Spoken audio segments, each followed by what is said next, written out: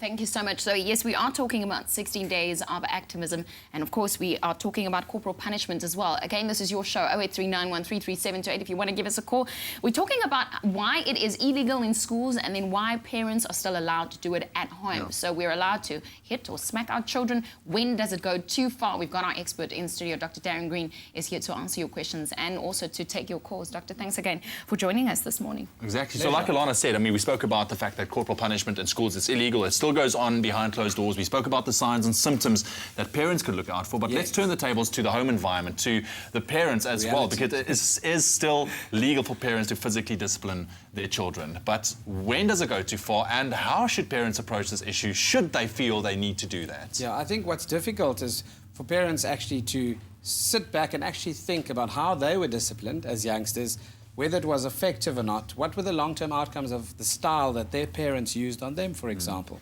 A simple thing that kind of makes you think quite creatively at this issue is whether a child has actually been educated first before disciplining them on any issue.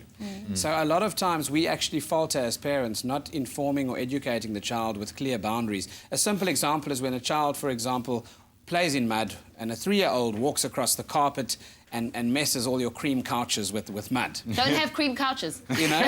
Hey, that's the first point. So we often then get angry and then we want to discipline, but the child doesn't actually know why they mustn't do it. And if you often attach a why they mustn't do something or, you know, act in a certain way, then you'll find that you get better buy-in and then you can discipline according to after the information. But it's hard work. Yeah. But parenting is hard work. You know, I'm thinking of how I'm reading a book at the moment that tells you what 8-month-year-old should be doing and not. Right, and my baby's 8 months old. And they're at the stage where if they want something, they throw a tantrum if they can't have it.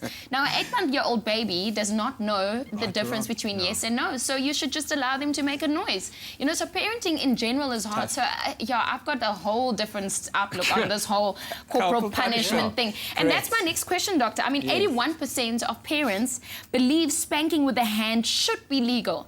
So in the privacy of their homes, they feel that they should be able to do it. All children are different. Should parents be able to decide what is appropriate? Because at this stage, I mean, we can't decide for other parents. I know I don't want to hit my child. Yes. And I mean, there are many parents that feel they're actually failing culturally or religiously by sparing the rod and spoiling the child, for example. What people didn't know before and what we have access to now in knowing, based on research in these children, is knowing that children that are spanked between the ages of 3 and 5 become more aggressive in adulthood. And the cycle of abuse is more likely to continue. You know, using violence to discipline and to get obedience is something that needs to be tolerated and needs to be seriously considered, because if you teach your child to obey out of fear, the question is, how much autonomy are you actually giving them in the future? Doctor, we have to go. So, yes. We're going to keep talking about this. Stay with us. This is your Feel Good Breakfast Show. Leigh-Anne, over to you.